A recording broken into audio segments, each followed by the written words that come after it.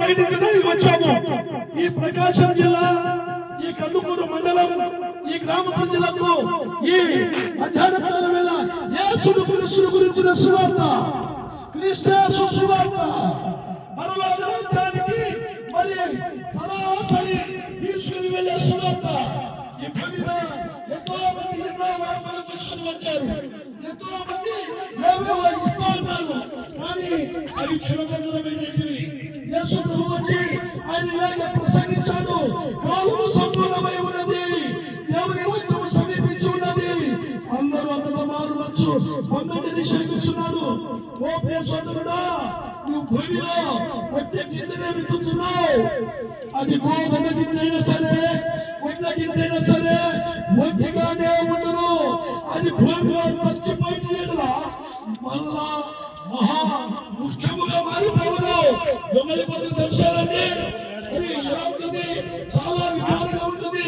అలాంటి దొంగలి పనులు మరి అందమైన శివాలు ఒక చిలుకగా అది రూపమెత్తుకొని వస్తుంది.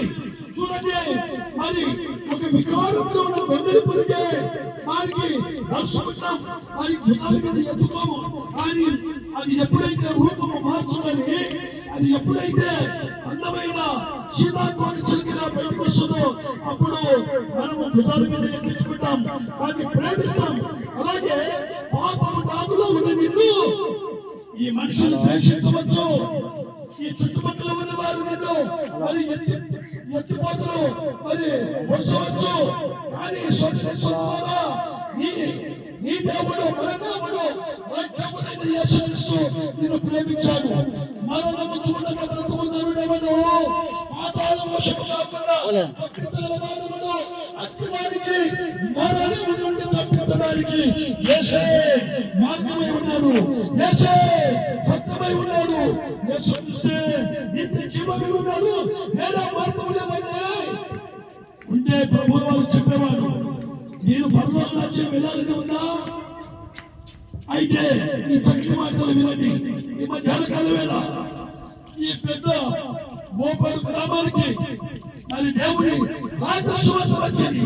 నమ్మితే నిత్య జీవము ఉంటావు, నమ్మకపోతే నరకము, అగ్ని పిండము, పాతాళములు మరి ఉంటావు.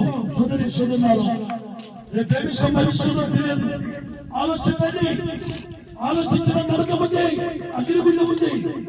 మరి ప్రభు నమ్మితే నిత్యత్వంలో ఏమైపోతావు. ప్రభు రక్షకుడు గొప్పవాడండి, నమ్మండి సోదరులారా.